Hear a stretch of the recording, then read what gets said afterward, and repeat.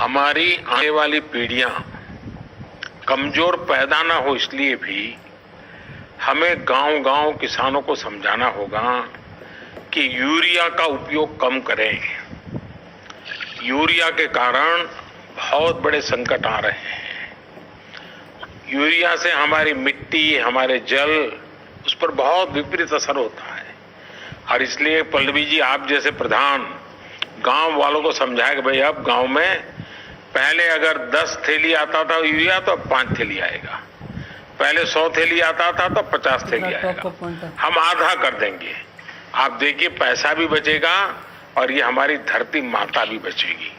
तो मैं चाहूंगा कि जब पंजाब के किसानों से बात हो रही है और पल्लवी जैसे प्रधान से बात हो रही है, तो मुझे पक्का विश्वास है कि आप ये काम करोगी और मेरी तरफ से आपको बहुत बधाई, बहुत शुभकामनाएं।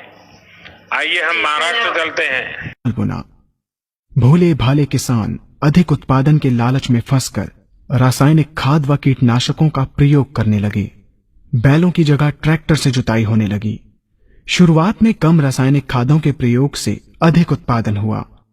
धीरे धीरे रासायनिक खादों के प्रयोग के कारण भूमि की उर्वरा शक्ति क्षीण होने लगी, जिसकी वजह से उत्पादन घटने लगा तथा फसलें कमजोर होने लगी। फसलों के कमजोर होने के कारण उनमें रोग व कीट लगने लगे। रोग व कीटों से फसल की सुरक्षा के लिए और अधिक कीटनाशकों का प्रयोग होने लगा। एक तरफ ज्यादा उत्पादन के लिए अधिक रासायनिक खादों का प्रयोग होने लगा, वहीं दूसरी तरफ फसलों को रोग व कीटों से बचाने के लिए अधिक विषाक्त कीटनाशकों का प्रयोग बढ़ गया, जिसके कारण उत्पादन लागत बढ़ी और किसान को लाभ कम होने लगा, बल्कि छोटे किसान कर्ज में डूबने लगे। धीरे धीरे भूमि की उर्वरा शक्ति क्षीण होने से भूमि बंजर होने लगी। रासायनिक खाद व कीटनाशकों के कारण खाद्यान्न भी विषाक्त हो गए तथा जलवायु भी प्रदूषित हो गई, जिसके कारण मानव, पशु पक्षियों के स्वास्थ्य पर प्रतिकूल प्रभाव पड़ा, जिसका परिणाम आपके सामने है। मानव स्वास्थ्य पर रासायनिक खादों के पड़ने वाले प्रभाव को आप ऐसे समझें। जब किसान फसल में रासायनिक खाद डालता है तो रासायनिक खाद में उपस्थित विषाक्त रसायन जल में घुलकर सबसे पहले जल को प्रदूषित कर भूमि के अंदर उपस्थित केचुए व सूक्ष्म जीवाणुओं को मार देता है। ये बात सभी किसान अच्छी तरह से जानते हैं कि केचुए व अन्य सूक्ष्म जीवाणु भूमि की उर्वरा शक्ति को बढ़ाने के लिए अति आवश्यक होते हैं। विषाक्त रसायन के कारण इनकी मृत्यु हो जाने से भूमि की उर्वरा शक्ति नष्ट हो जाती है तथा भूमि कठोर होकर बंजर होने लगती है।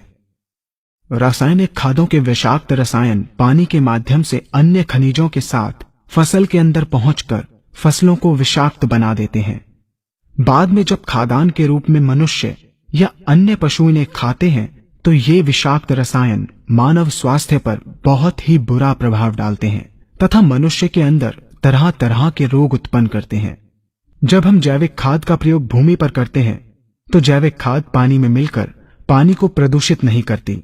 जैविक खाद भूमि के अंदर उपस्थित उर्वरा शक्ति को बढ़ाने वाले जीवाणु तथा केचुओं की संख्या को तीव्रता से बढ़ाती है, जिससे भूमि की उर्वरा शक्ति बढ़ती है तथा भूमि छिद्र युक्त एवं भुरभुरी हो जाती है, जिससे वायु और प्रकाश भूमि के अंदर गहराई तक प्रवेश करते हैं, जिसके कारण भूमि में तापमान एवं आर्द्रता का संतुलन बना रहता है और फसलें मजबूत होती हैं।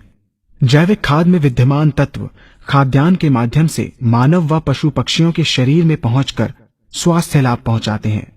जैविक खादों के प्रयोग से फसलें अच्छी और मजबूत होती हैं, जिसके कारण उन पर रोगों एवं कीटों का ज्यादा प्रभाव नहीं पड़ता। यदि किसी प्राकृतिक कारणवश कीटों व रोगों का प्रभाव अगर पड़ता भी है तो गौमूत्र एवं औषधीय वनस्पतियों के घोल के छिड़काव करने से फसलों को रोग एवं कीटों से बचाया जा सकता है। गौमूत्र एवं अन्य प्राकृतिक औषधियों के मिश्रण के छिड़काव से फसलों का कम लागत में बचाव हो जाता है तथा वातावरण पर भी कोई दुष्प्रभाव नहीं पड़ता। यहाँ हम आपको तालिकाबद्ध तरीके से दोनों